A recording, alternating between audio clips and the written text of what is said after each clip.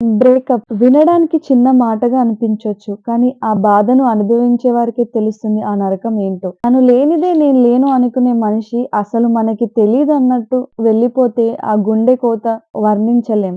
కానీ ఒక నిమిషం ఆలోచించండి. మీరు ప్రేమించిన వ్యక్తి వెళ్ళిపోగానే మీ ప్రపంచం అంతా చీకటయిపోయిందా? లేక మీ కళ్ళు కన్నీళ్లతో నిండిపోయి మీకు ప్రపంచం కనిపించడం లేదా?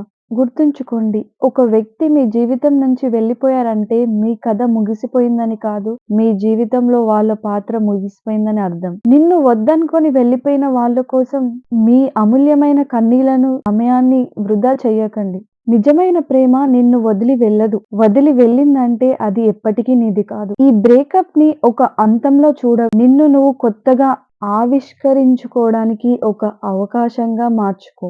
బాధపడు పర్వాలేదు. కానీ ఆ బాధలోనే ఆగిపోకు. నువ్వు ఎంతలా ఎదగాలంటే రేపు నిన్ను వదిలేసి వెళ్ళిన వాళ్ళే నిన్ను చూసి గర్వపడాలి లేదా అసూయపడాలి. అంతలా నీ లైఫ్‌ని నువ్వు సెటిల్ చేసుకో. నీ గతం నీకొక పాఠం కావాలి కానీ నీ భవిష్యత్తుకు అడ్డుగోడ కాకూడదు. ముందుకి సాగిపో. నీ కోసం మంచి విషయాలు వేచి ఉన్నాయి. చివరిగా ఒక మాట. నా వీడియోస్ నచ్చితే please do like, share and subscribe.